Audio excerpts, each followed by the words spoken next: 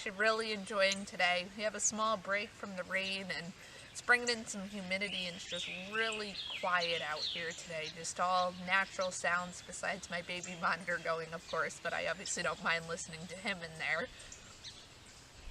It's really nice out here today, just sprinkling a little bit, at about 2-mile-an-hour winds going on, so pretty nice to be out here today in this break. But either way, to get to what we're doing today is I want to plant some mint out in my vegetable garden. I'm going to be growing a plot of mint out front that I want to let it really take over and everything.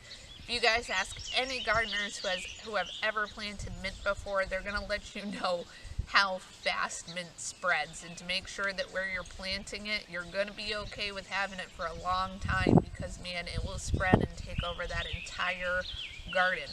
I don't want that to happen in my vegetable garden, but right here where I'm sitting, actually, I'm getting a bit of an invasion of ants from the lawn. They're starting to sporadically make hills behind me, spreading farther and farther into the garden. I want to start trying to deter them, but I really want to keep my vegetable garden as natural as I can.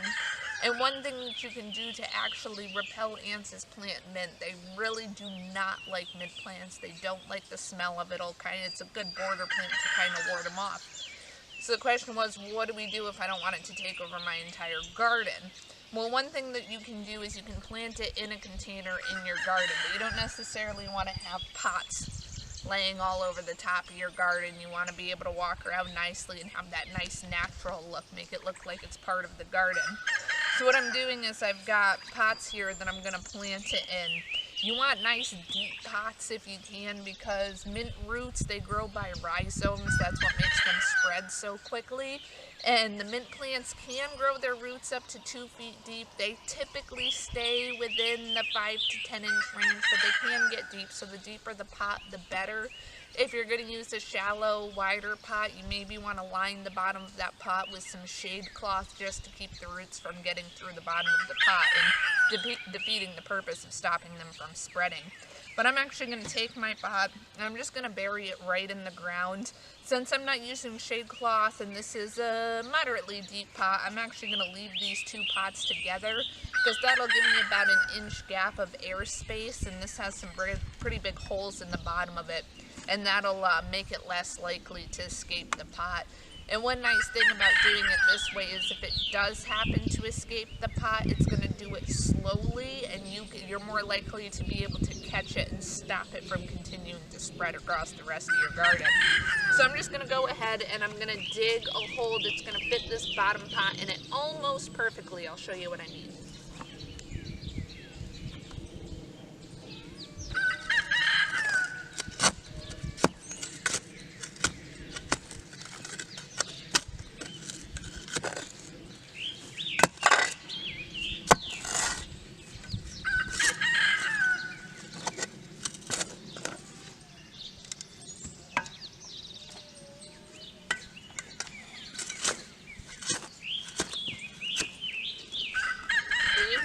Take most of the dirt you're pulling out of your hole, obviously not the rocks, and just start filling your pot up with it, and that's going to save you from having a pile of soil or from having to buy soil. Okay,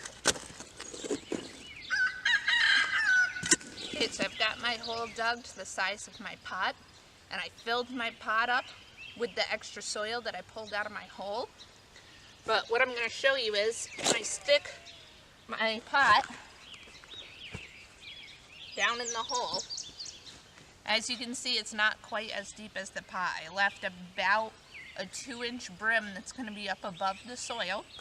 And same thing when I filled my pot, if you can see down in there, I filled it so that the soil in the pot is going to be level with the soil of the ground. So pretty much what we have is pretty much a 2-inch barrier that's sticking up above the ground with no soil up against it, because mint is ridiculously hardy and it's very persistent, and it'll actually send its roots out of the soil and right up over your pot and into the other soil if it doesn't have a barrier that's too much for it to get over.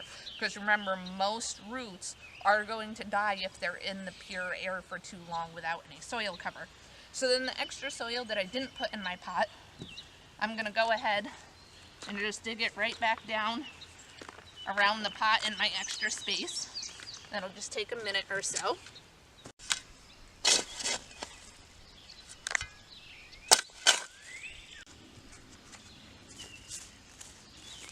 Alright, and now that we've done that, we'll go ahead and plant our mint right in the middle of our pot.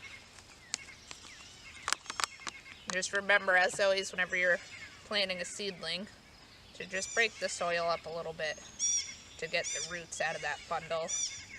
Get them to start doing what you want them to do. I'm just going to dig a hole right in the middle.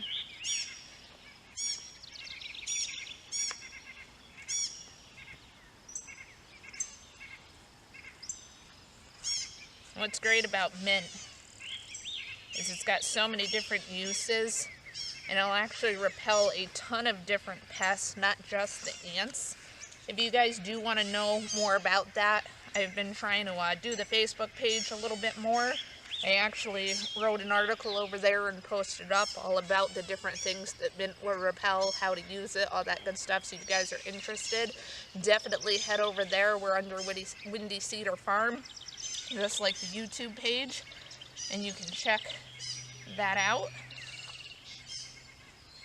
Just make sure that's nice and then they're good. There we go. Then I'll give this a nice deep watering to keep it happy.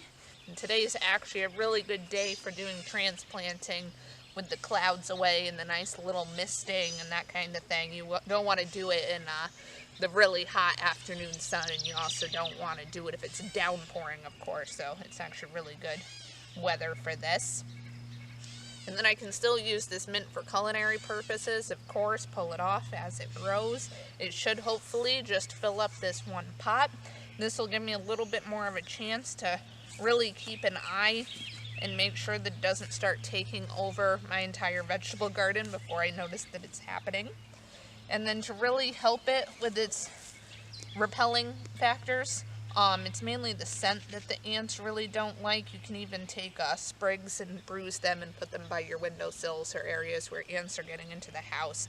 So it's really the smell. So what I'll do, I'm obviously coming in and out to the garden all the time, is every time you walk by, maybe just run your hand through it a little bit, and that'll help get the fragrance going. Or you could even rip off a quick little leaf and rub it up really good and just kind of drop it in the pot next to it.